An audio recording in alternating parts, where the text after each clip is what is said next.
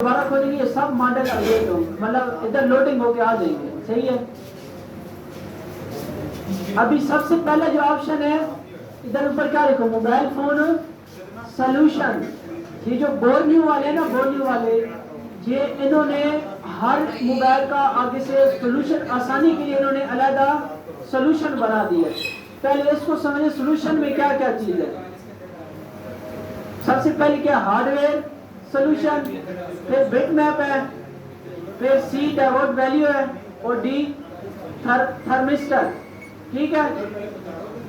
Hardware क्या चीज है, क्या लिखो, हार्डवेयर सॉल्यूशन। ये क्या है, इसमें खोलेंगे और जितनी कंपनी है ना उनके मोबाइल के जो कंपनी है उनके नाम आ जाएंगे। जिस तरह ये आज कैटल या पता नहीं क्या लिखो, असोस का है, ये ब्लैकबेरी है, इस तरह सब नाम है, HTC, Huawei, Infinix, iPad, iPhone, itel, ये लावा, मतलब सारी कंपनियों के नाम है। अभी फर्ज करें एक मोबाइल आ गया है सोल्यूशन के लिए, जिस तरह ये प्यारे भाई हैं ये तो पीछे बैठी है, इनका मोबाइल है गूगल पिक्सल 3 XL, वो अभी चार्जिंग नहीं कर रहा। तो हम क्या क्या चेक करेंगे चार्जिंग में, सोल्यूशन में। सबसे पहले सोल्यूशन में जाएंगे, गूगल का ये गूगल पिक्सल है, हार्डवेयर सोल्यूशन है, गूगल पिक्सल एक्सेल ओपन कर लिया, डबल क्लिक करेंगे।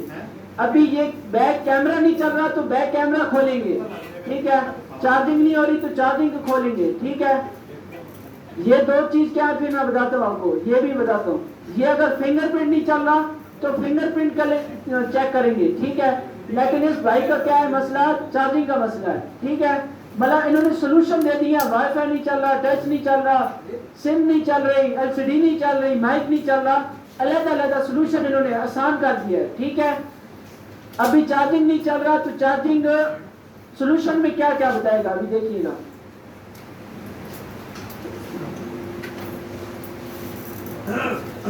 ये बोर्ड आ गया। ठीक है।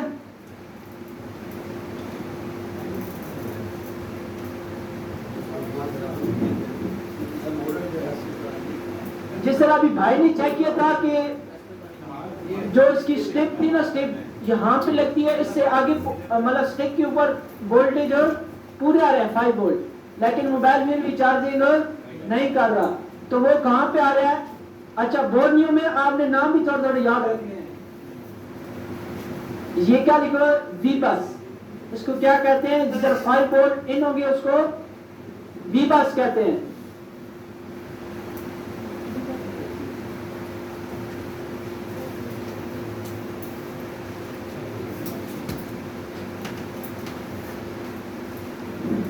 ये नेट स्लो है उसकी वजह से हो रहा है।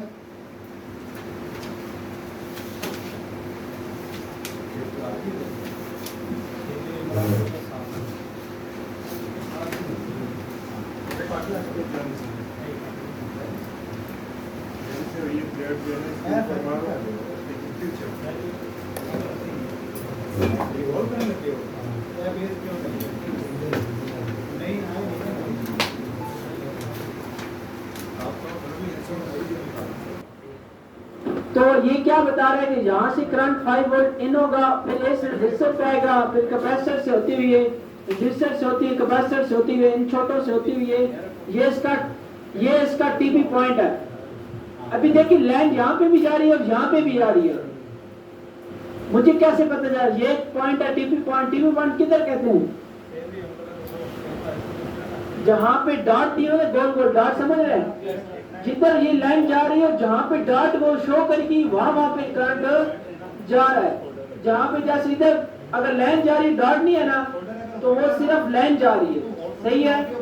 तो ये जहाँ पे डॉट होगा वहां पे करंट जा रहा है। इधर हम डायरेक्ट यहाँ पे भी करंट चेक कर सकते हैं। स्ट्रिप लगी होगी ना तो स्ट्रिप के अंदर तो नहीं ना चेक करेंगे, ऊपर जब चार्जिंग स्ट्रिप लगी होगी।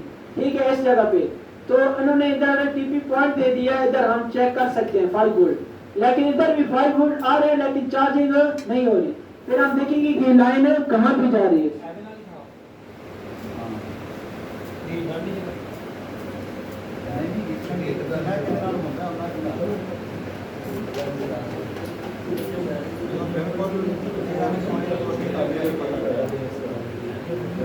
सारी अभी ये लाइन यहाँ से इस कैपेसिटर पे होके नजर आ रहा है ना पॉइंट, तो फिर आईसी में जा रही है। ये कौन सा आईसी है? चार्जिंग आईसी है, ठीक है। लेकिन ये आप देख रहे हैं कहाँ पे है? ये शीट लगी हुई है, ये नजर आ रही है आपको? ये जरा ये प्रोसेसर के बिल्कुल साथ आईसी लगा हुआ है। अभी इसको शील्ड को उतारेंगे, यहाँ पे चेक करेंगे कि यहाँ पे 5 वोल्ट आ रहे हैं या नहीं आ रहे। अगर यहाँ पे 5 वोल्ट नहीं आ रहे तो वहां से जहाँ पे आ रहे थे वहां से डायरेक्ट यहाँ पे जंपर लगा देंगे। समझ आ रही है? 5 वोल्ट यहाँ पे आ जाएंगे, ठीक है। फिर देखें कि यहाँ पे इन हो रहा है ना, आईसी में इन हो रहा है, ठीक है। लेकिन आईसी के बाद इसके बाद जो करंट निकलेगा बैटरी के लिए उसको कहते हैं वी बैड। उसको क्या कहते हैं? वी बैड। तो वी बैड आप देखिए इस लाइन में क्या है, ये 3 लाइनें आउट हो रही है ना, तो इसमें वी बैड कौन सी? ये है ना, ये वी बैड इसको कहते हैं। यहाँ पे 4.2 वोल्ट मिलेगा आपको चार्जिंग होने के लिए। तो ये वी बैड चार्जिंग आईसी से निकल के देखिए कहां पे जा रहे हैं, मैं लाइन देख जा रहा हूं।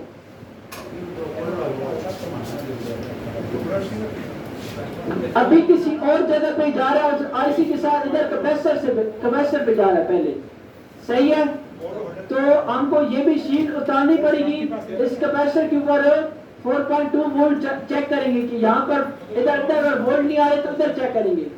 लेकिन फर्ज करें यहाँ पे भी वोल्ट नहीं आ रहे तो हम फिर बैक जाएंगे।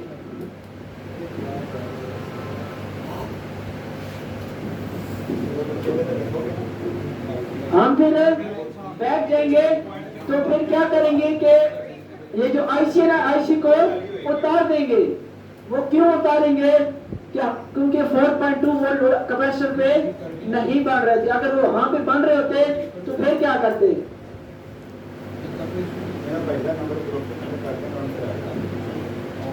अगर यहाँ पे बन रहे होते तो क्या करते? तो फिर देखते कि ये लाइन कहाँ पे जा रही है। यहाँ टीवी पॉइंट पे जा रही है, दोनों टीवी पॉइंट है, इन पॉइंट पे चेक करते। अगर यहाँ पे वोल्ट नहीं बन रहे थे तो क्या करता है? इस कैपेसिटर से जंपर उठा के यहाँ पे जंपर लगाते तो यहाँ पे हमारा करंट बहाल हो जाता, ठीक है। मोबाइल चार्जिंग करने लग पड़ता।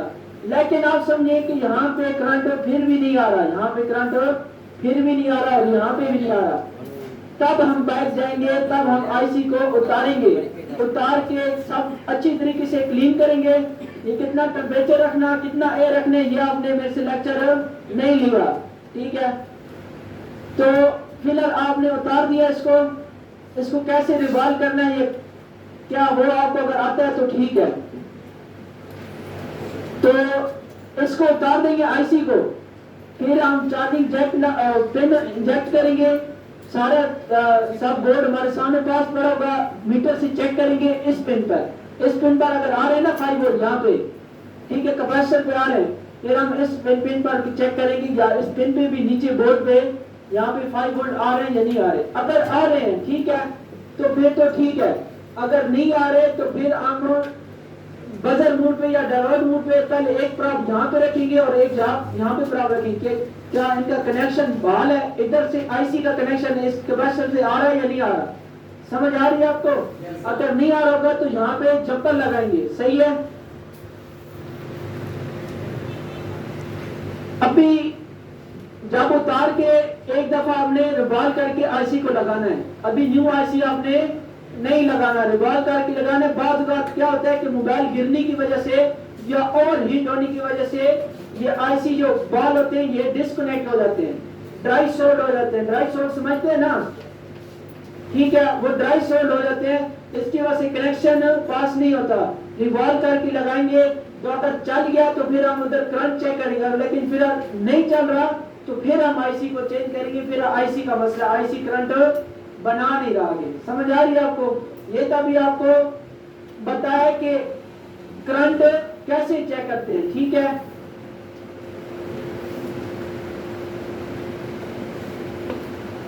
लेकिन फर्ज करें कि आपको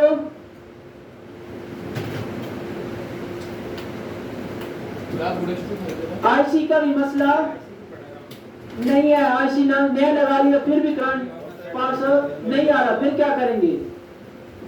फिर इसको हम क्लोज करेंगे।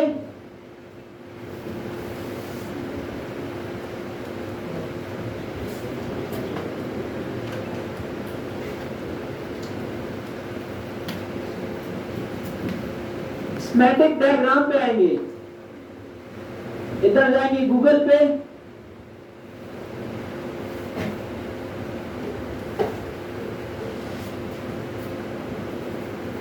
इधर अभी तक उन्होंने गूगल का स्कीमेटिक डायग्राम नहीं बनाया, ठीक है। किसी और कंपनी का खोल के मैं आपको समझा देता हूँ। फर्क है किसी और कंपनी का यही मसला है, चार्जिंग भी मतलब सारा कुछ काम कर लिया, चार्जिंग नहीं कर रहा। फर्ज के इन्फिनिक्स का निकाला S5 Pro, उसका मेन बोर्ड है, उसका लेआउट निकालेंगे। लेआउट क्या होता है देखिए,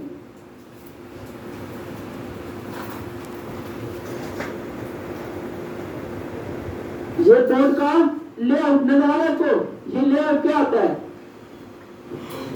अभी हर कंपोनेंट्स के ऊपर वैल्यू लिखी हुई, R लिखा हुआ है तो ये रजिस्टर है, C लिखा हुआ है तो ये कैपेसिटर है, ठीक है।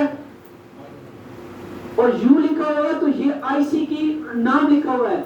इन्होंने बोर्ड ने अपने हिसाब से एक कोडिंग दी हुई है, ठीक है, नंबर दी हुआ है। अभी लेआउट तो खोल लिया,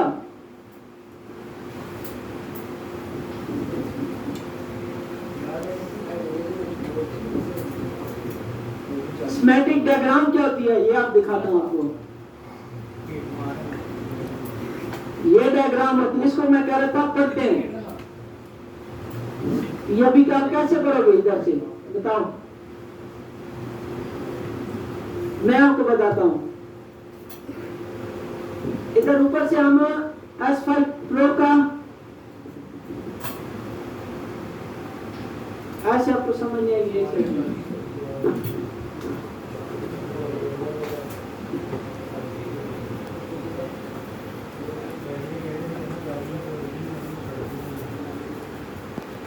चार्जिंग निकाल लिया, ठीक है। ये इधर बता रहा है ये V बैट जा रही है, ये 5 वोल्ट जा रहे हैं, इधर जा रहे हैं, ये डायोड से होते हुए, ये यहां से इस कैपेसिटर से होते हुए ये डायरेक्ट आईसी के अंदर जा रहा है, ठीक है। अभी S5 Pro का ही निकाला है, ठीक है। अभी हम S5 Pro को निकालेंगे। ये आपने देखा कैपेसिटर किस जगह पे लगा हुआ है, आईसी के, अभी देखिए ये लगी हुई है, ये क्या लगी हुई है, eMMC लगी हुई है, इसके साथ पावर आईसी लगा हुआ है, ठीक है। तो पावर आईसी के अंदर जा रहा है, ठीक है। और पावर आईसी एक छोड़ के ये 3 इकट्ठे लगे हुए कैपेसिटर, और उसके साथ ये कैपेसिटर है। अभी लेआउट पे आते हैं।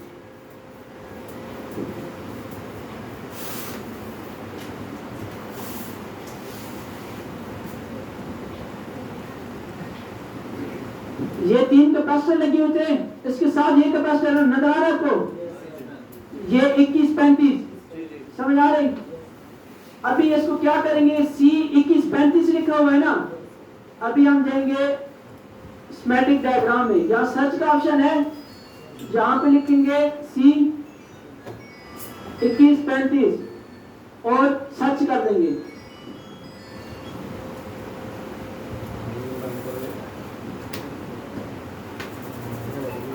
कैपेसिटर आ गया C 2135, नीचे क्या लिखा हुआ है, 10 नैनोफराड, 10 नैनोफराड, ये कैपेसिटर 10 नैनोफराड का है। इसी तरह अगर चार्जिंग नहीं कर होगा, एक एक चीज को इस तरह डायग्नोज करेंगे, मीटर हमारे पास होगा, एक एक चीज की वैल्यू लेंगे, क्या ये पूरी वैल्यू दे रहा है, खराब है, समझ आ रही है आपको। इधर बात अभी खत्म नहीं होती, इधर देखिए, इधर देखिए,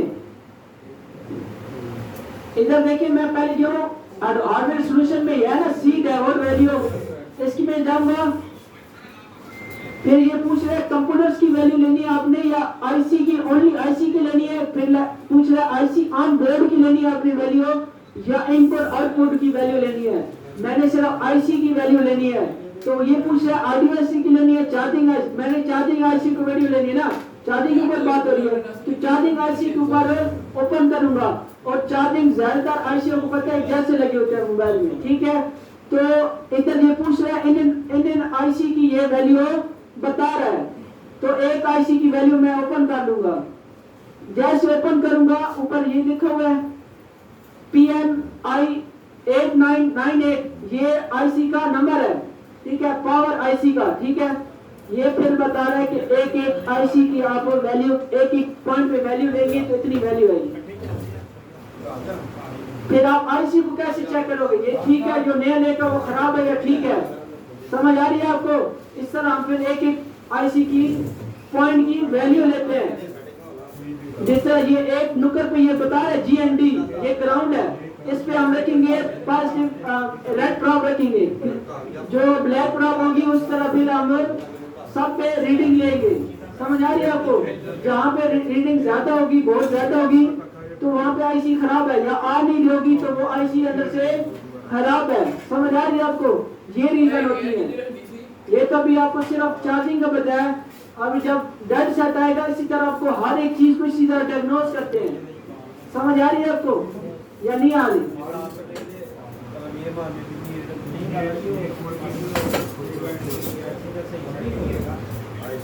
सर अभी बात खत्म नहीं होती, अभी ये बता रहे कि आईसी ऑन, ये फिर मॉडल पूछ रहा है जब हमारा मोबाइल ऑन होगा तो फिर हम वोल्टेज चेक करेंगे, वोल्टेज कितने कितने आ रहे हैं। समझ आ रही है आपको।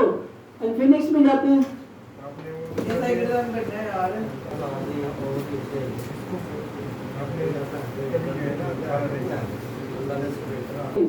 ये फिर आईसी ऑन वैल्यू को हमने खोले हुए तो ये बता रहा है इतने इतने हर एक पॉइंट पे करंट आना चाहिए। फिर इस तरह बारी बारी हम एक करंट चेक करेंगे।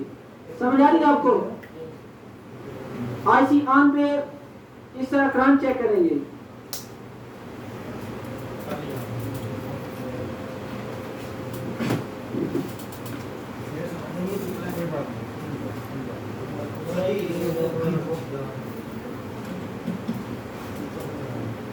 क्या है S5 Pro में गया हूँ, ठीक है, इसमें एक डायोड वैल्यू है, लेकिन आपको एक आपको देख रहा है CPU वोल्टेज,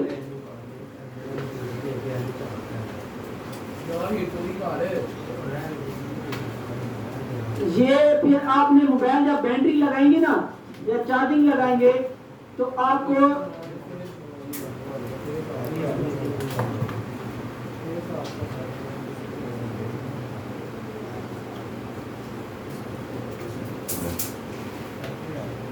ये क्या लिखो V-बस, ठीक है। तो इधर आपको जहां पे V-बस में कितने करंट होते हैं 5 वोल्ट। समझ आ रही है आपको। ये क्या है कि यहाँ पे आपने इस छोटे कैपेसिटर पे 5 वोल्ट चेक कर रहे हैं, आ रहे हैं या नहीं आ रहे। अगर नहीं आ रहे होंगे तो हमारा सीपीयू वर्क नहीं करेगा। इसी तरह अलग-अलग ये बता रहा है यहाँ पे ये एक लाइन को इसने नाम दिया है AVDD और 1.8, यहाँ पे 1.8 वोल्ट चेक करेंगे, जहां पे भी इस लाइन पे 1.8 वोल्ट चेक करेंगे, ठीक है। जहां ये 1.1, यहाँ पे 1.1 वोल्ट चेक करेंगे, सही है। यहाँ पे 1.2 वोल्ट चेक करेंगे। समझ आ रही है आपको।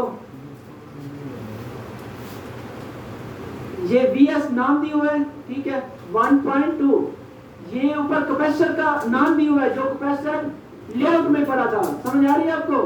ये वो नाम दिया हुआ है, नीचे VS वो नाम दिया हुआ है, और ये जो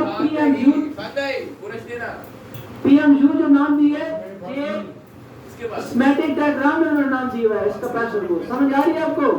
और 1.2 इधर 1.2 वोल्ट चेक करेंगे। अगर यहाँ पे 1.2 वोल्ट नहीं आएंगे तब भी हमारा सेट ऑन नहीं होगा।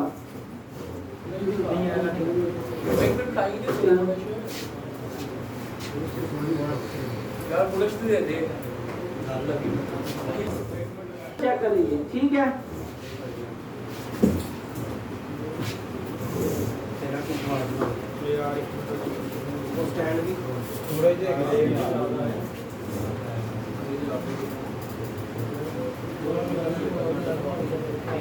जब V-बस सप्लाई किसको कहते हैं? V-बस ये सप्लाई कौन सी है जो चार्जर से आती है उसको कहते हैं V-बस। लेकिन जो IC बार वोल्ट बनाता है उसको कहते हैं V-बस, ठीक है। लेकिन आप ये इस बात को समझिए, जब हमारा पावर आईसी करंट बनाता है, कोई भी करंट बनाता है, भले वो वीपैट बनाए, भले वो कोई भी वोल्टेज बनाए, ठीक है, उसको सेकेंडरी लाइन कहते हैं। क्या कहते हैं? ये जो वीपैस होगी, इसको लाइन को क्या कहेंगे? Primary line. ये हमारी प्राइमरी लाइन होगी। जो पावर आईसी के बाद जो वोल्टेज बनेगी उसको कहेंगे, सब लाइनों को सेकेंडरी लाइन कहेंगे, ठीक है। कोई बंदा आपको कहे ना कि शॉर्टिंग पे अभी बात आ जाए, तो आप शॉर्टिंग वही चेक करेंगे जो आपके प्राइमरी लाइन में होगी। मीटर भी आपका वही बताएगा जो आपके प्राइमरी लाइन में होगी शॉर्टिंग। वो शॉर्टिंग आपको ये नहीं बताएगा कि सेकेंडरी लाइन में शॉर्ट है या नहीं है। मीटर भी ना डिजिटल पावर सप्लाई, समझ आ रही है आपको? वो सिर्फ इतना ही बताती है कि प्राइमरी लाइन में किधर शॉर्ट है, ठीक है। वो अगर शॉर्ट होगा तो वैल्यू लेगी, ठीक है। इसी तरह अगर शॉर्टिंग होगी तो आपको पता है मीटर भी वैल्यू शो करेगा शॉर्टिंग की, ठीक है। लेकिन उसके बाद फिर हमको कैसे पता चलता है कि ये आगे से शॉर्ट है या क्या नहीं शॉर्ट? ये जब पावर सप्लाई पे लेक्चर होगा तो आपको मैं बताऊंगा कि रीडिंग कितनी रीडिंग ले तो ये शॉर्टिंग का, कितनी रीडिंग ना ले तो ये हाफ शॉर्टिंग है। समझ आ रही है आपको?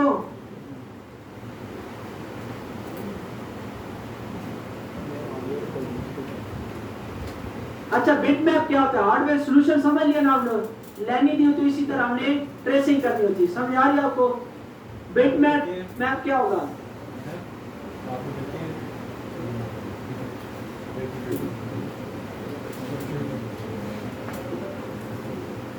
कोई भी खोल लेते हैं बिट मैप, किसी भी मॉडल का अगर बिट मैप आप खोलते हो,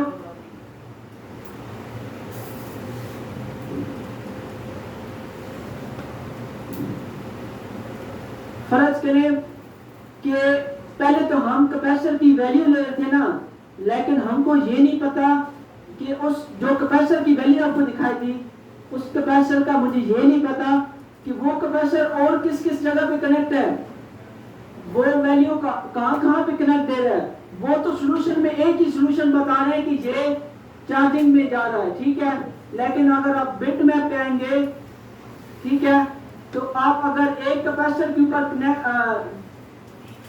ये जो ये सुर्ख जो मतलब येलो कलर की जो पॉइंट आपको नजर आए, ये पॉजिटिव है, और जो पॉइंट नजर आपको ये नीले नीले पॉइंट नजर आ रहे ना, ये आपका सारा ग्राउंड है। समझ आ रही है आपको? अगर आप एक कैपेसिटर के ऊपर क्लिक करते हैं यहाँ पे,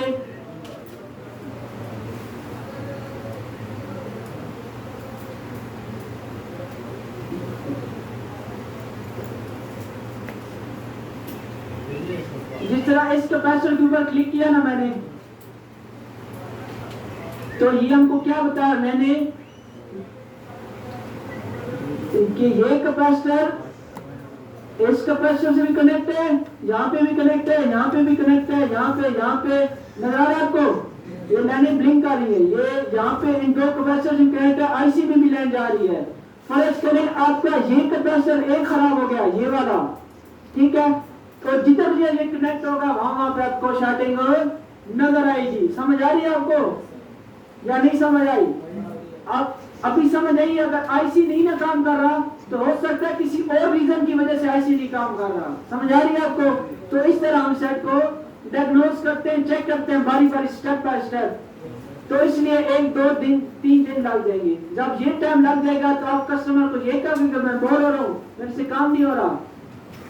आपने तब तो पैसे लेने होंगे ना, ठीक है, तो आपने पैसों की खातिर लेंगे उससे। समझ आ रही आपको? फिर आप भले 3 दिन लगाए, भले 4 दिन लगाए, आप उसको हल करके देंगे, बस ठीक है, छोड़ दीजिए। समझ आ रही है आपको? पता चल गया कि हार्डवेयर सॉल्यूशन क्या होता है, बिट मैप क्या होती है, ठीक है, क्या और वैल्यू को भी पता चल गया। अगर कनेक्टर की आपने वैल्यू लेके, कनेक्टर पता है क्या होती है, किसी भी बोर्ड का आप कनेक्टर की वैल्यू ले सकते हैं। समझ आ रही है आपको? अगर फर्क करें मेरा ये जो मैंने मोबाइल खोला है, इसका कैमरा काम नहीं कर रहा, तो कैमरे के कनेक्टर पे आएंगे तो ये बताएगा आपको, ये जो ब्लैक वाला ये ग्राउंड है और ये बता रहा है साथ वैल्यू 0.67, ये बता रहा है कि इस पॉइंट पे इतनी वैल्यू होनी चाहिए, हर पॉइंट पे वैल्यू शो कर रहा है। अगर फर्ज करें एक वैल्यू शो नहीं कर रहा तो फिर उस लाइन को हम डायग्नोज करेंगे बिट मैप के जरिए या किसी चीज के जरिए। समझ आ रही है आपको कि वो लाइन कहाँ पे जा रही है, वो एक कैपेसिटर रेजिस्टर, फिर उसकी वैल्यू निकालेंगे, क्या कितनी वैल्यू पे लगा हुआ है, कितना क्या लगा हुआ है, मीटर से हम चेक करेंगे। समझ आ रही है आपको?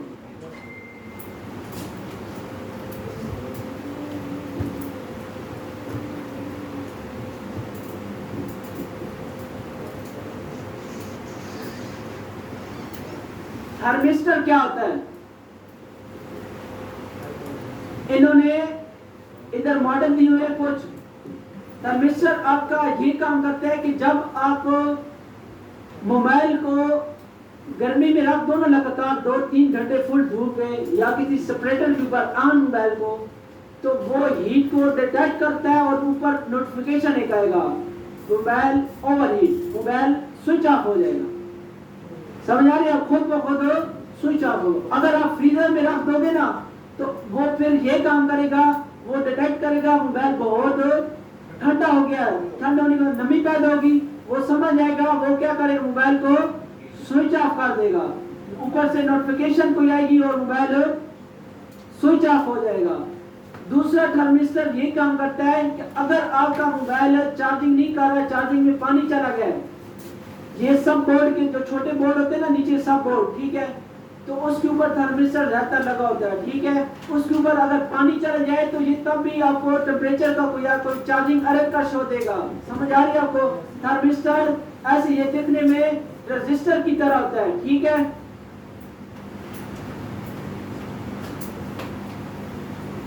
आसूस के मोबाइल में ये कोई मॉडल है, मैं आपको चेक करा दूं। इसमें थर्मिस्टर बहुत ही 2 या 3 होगी बस। एक ये थर्मिस्टर लगा हुआ है, ठीक है, और ये कितना है 100 किलो ओम का है, ठीक है। ये थर्मिस्टर अगर आप निकाल दोगे ना, अगर ये चार्जिंग सेक्शन के पास लगा होगा, ये बाकी ये देखें चार्जिंग से नजदीक है ना, और ये क्या लिखा हुआ है USB ID, ये ID लाइन में लगा होता है, ठीक है, या थर्मल लाइन ID में लगा होता है, ठीक है।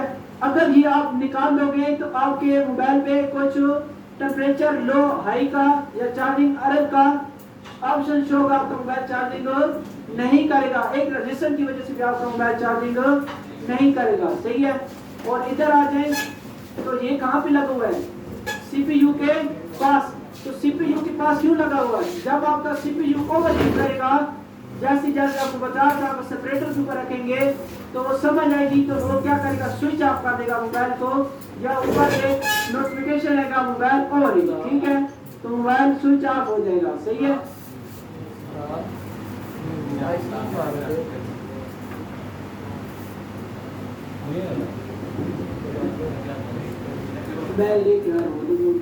सेक्शन अगर ओवरहीट होगा तो तब भी ये मोबाइल नोटिफिकेशन नहीं देगा, तो मोबाइल आपका बंद हो जाएगा। अभी आप हार्डवेयर सोल्यूशन में, आप हार्डवेयर सोल्यूशन का पता चल गया, बिट मैप का पता चल गया, डेवोट वैल्यू का पता चल गया, ठीक है। डेवोट वैल्यू में आप क्लिक करेंगे, कनेक्टर की वैल्यू ले सकते हैं, IC की वैल्यू ले सकते हैं, IC ऑन बोर्ड, मतलब ऑन बोर्ड होगा, IC नहीं लगा हुआ, फिर आप वैल्यू ले सकते हैं। इनपुट आउटपुट वोल्टेज आप चेक कर सकते हैं, जब आपके IC वगैरह लगे होंगे तो आपका मोबाइल ऑन नहीं हो रहा, फिर आप बैटरी वगैरह लगा देंगे, चार्जिंग लगा देंगे, तो फिर आप वोल्टेज चेक करेंगे। इनपुट आउटपुट वोल्टेज वो होते हैं, सही है। स्कीमेटिक डायग्राम को तो आपको बता दिया, एक लेआउट होता है और एक डायग्राम होती है। लेआउट मोड का लेआउट होगा और ऊपर कोडिंग दी होगी, ठीक है, और स्कीमेटिक होगी, उसको पढ़ना होगा, उसकी एक एक चीज की वैल्यू दी होगी। समझ आ गई आपको? सिस्टम ऑन चिप, ये भी वही चीज है। अगर कॉलकॉम का अगर CPU लगा होगा तो वो क्या रीडिंग देगा, हर CPU की ये बता रहा है, ठीक है। ये CPU के नाम है सारे, कॉलकॉम CPU के।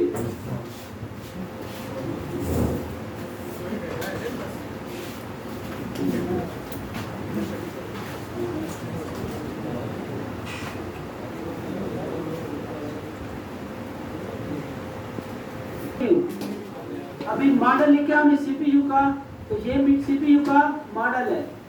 तो सिस्टम ऑन चिप, ये सारा आपको बता रहा है कि आपके मोबाइल की वर्किंग क्या है। ये आपका मोबाइल में ये चीज, ये पावर आईसी है, ये eMMC है, ठीक है। ये आपका 4G आईसी है, ये वाला। ये देखें LCD, इस तरह NFC आईसी आपका, वाईफाई ब्लूटूथ आईसी है, WTR आईसी आपका, ठीक है। ये आईसी काम कैसे कर रहे हैं।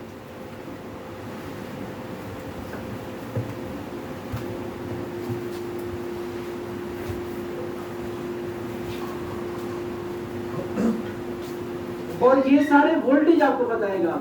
बस सीपीयू से कौन कौन से वोल्टेज निकले हैं देखिए। ये एलसीडी में बता रहा है 3 वोल्ट, इधर लिखा हुआ है 1.8 वोल्ट। चेक करेंगे इस आईसी को। जो आपको मैं कह रहा था ना कि सीपीयू कमांड करता है, वो वोल्टेज के साथ साथ इसी लाइन पे वो कमांड भी देता है। वो वोल्टेज जाएगा तो वो आईसी ऑन होगा और काम करेगा। समझ आ रही है आपको।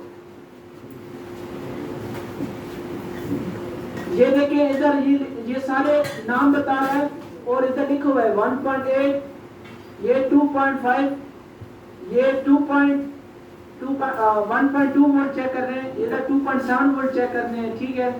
मतलब कोई भी 1 वोल्ट आ सकता है। और ये देखिए एक ही लाइन में, ये अभी आपको वर्किंग का प्रोसेस बता रहा है। इसमें वो चीज अलग अलग कंपोनेंट्स नहीं बता रहा कि इसमें रास्ते में कौन सी कंपोनेंट्स लगे हुए हैं, क्या चीज लगी हुई, ये प्रोसेस बताया आपको। समझ आ गई आपको।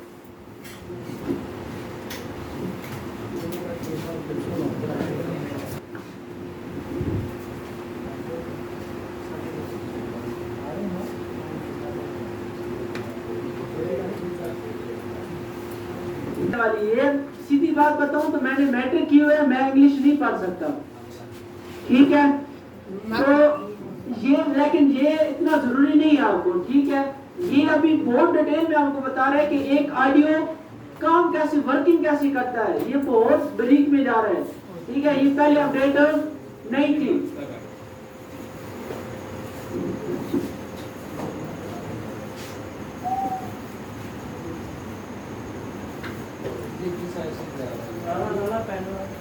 ये ऑडियो ऐसी है। ये देखिए ये आपका स्पीकर है, ये ऑडियो लिखा हुआ है ना, तो हर एक लाइन में ये देखिए क्या क्या चीज लगी है। आपने ये क्यों बता रहा है कि अगर आपने खुद एक ऑडियो आईसी लेके खुद आप बाहर बनाना चाहते हैं एक ऑडियो एम्पलीफायर, तो आप बना सकते हैं इसको देख के। ये बता रहा है यहाँ पे इनपुट में ये देखिए 33 नैनोफैराड का कैपेसिटर लगा हुआ है, 3 किलो ओम की रेजिस्टर लगी हुई है, ठीक है। ये रिंगर के दरमियान में ये कॉइल लगी हुई है, एक कैपेसिटर लगा हुआ है। ये देखिए 1.1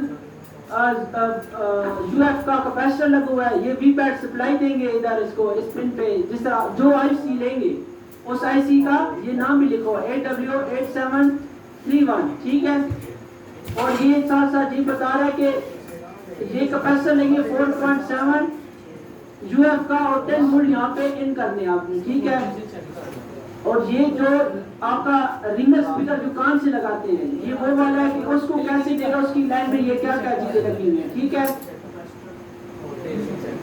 ये कैपेसिटर लगी हुआ है 1 नैनोफैराड के, इधर भी ये नैनोफैराड का कैपेसिटर लगा हुआ है। और ये आपकी कॉइल लगी है P1, इसकी वैल्यू नहीं बता रहा, ठीक है, लेकिन आपको बता रहा है कि कॉइल से होके आगे स्पीकर में जा रही है। समझ आ रही है आपको।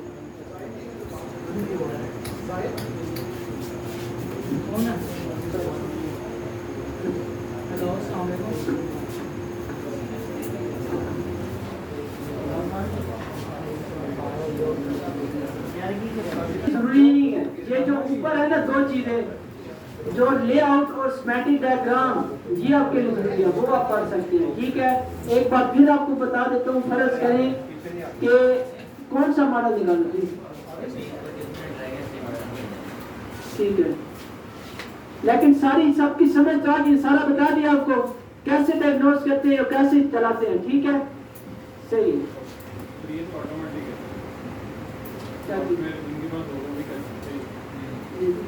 और ये कब यूज करते हैं? अगर आप एक चीज को फॉल्ट को डायग्नोज कर लेंगे ना, तो फिर जाहिर बात अगर आपका ज़हन होगा तो आप फिर अगर सेम फॉल्ट दूसरी दफा आएगा तो आप मीटर से सिर्फ चेक करेंगे, यार ये यहाँ पे समझ आ रही है आपको? एक मिनट रुक जाए।